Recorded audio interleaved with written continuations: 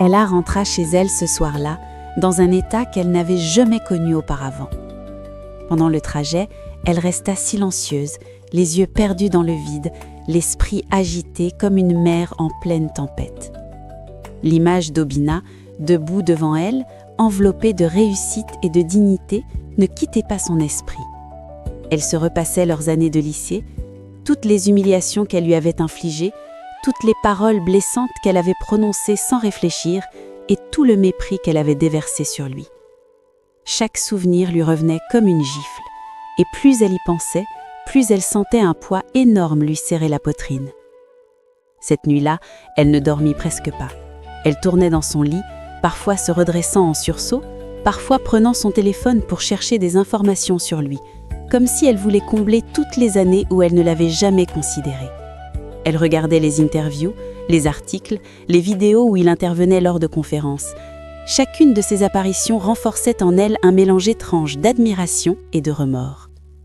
Le lendemain matin, elle se leva avec une résolution claire. Elle devait lui parler. Pas seulement quelques mots superficiels comme ceux échangés lors de la réunion, non.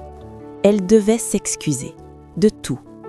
Elle devait vider son cœur, même si elle savait qu'il pouvait la repousser, la rejeter ou même ne plus vouloir lui adresser la parole. Elle chercha son adresse professionnelle, prit rendez-vous avec son assistante.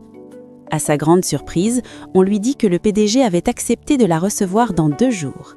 Son cœur s'emballa. Elle passa les 2 journées suivantes à réviser mentalement chaque mot, chaque phrase, chaque détail qu'elle voulait lui dire. Le jour venu, elle se présenta devant le grand immeuble d'Obitech. Le bâtiment était moderne, imposant, entièrement vitré. Elle sentit un frisson la parcourir en pensant que ce monument était né de l'intelligence d'un garçon qu'elle avait un jour humilié pour un simple vélo. Elle monta jusqu'au dernier étage, celui du PDG. Le bureau était spacieux et lumineux. Les murs étaient décorés de photos, de diplômes, de prix internationaux. Au centre, derrière une large table, se tenait Obina, dans un costume noir, sobre, lisant un document.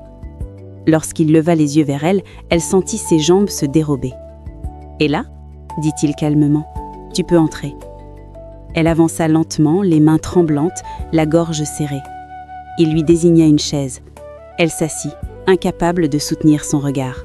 « Je ne m'attendais pas à te voir ici, » dit-il avec un léger sourire. « Comment vas-tu » Cette gentillesse, cette douceur, c'était presque trop pour elle. « Obina, je suis venue pour te parler. » Sa voix se brisa. Il fronça légèrement les sourcils, attentif. « Je t'écoute ?» Ella inspira profondément, comme si elle plongeait dans une eau glacée. « Je suis venue te demander pardon. » La phrase sortit d'elle comme un cri étouffé. Le silence pesa quelques secondes. « Pourquoi exactement ?» demanda-t-il doucement. Et ce fut comme si un barrage cédait. Des larmes coulèrent sur ses joues et elle parla. Elle parla de tout, de ses moqueries, de son arrogance, de son mépris, des insultes qu'elle lui avait lancées, du jour où elle avait supplié ses parents de le faire renvoyer, des déchets qu'elle et ses amis avaient déposés sur sa table, de tout ce qu'elle avait fait sans jamais mesurer la douleur qu'elle pouvait causer.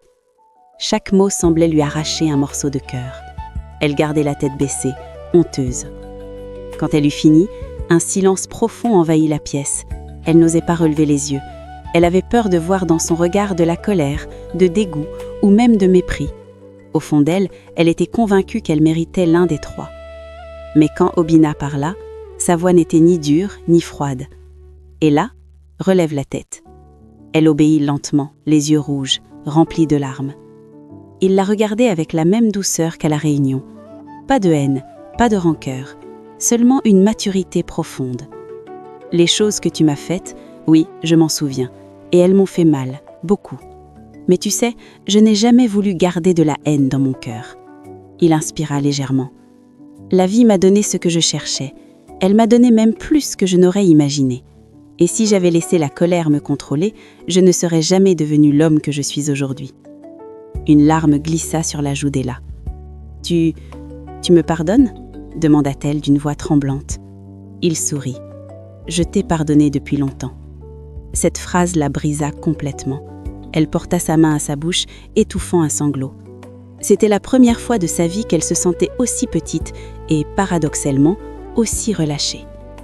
Il ajouta doucement « On ne peut pas changer le passé, Ella, mais on peut toujours choisir qui on veut devenir. » Elle hocha la tête en pleurant silencieusement.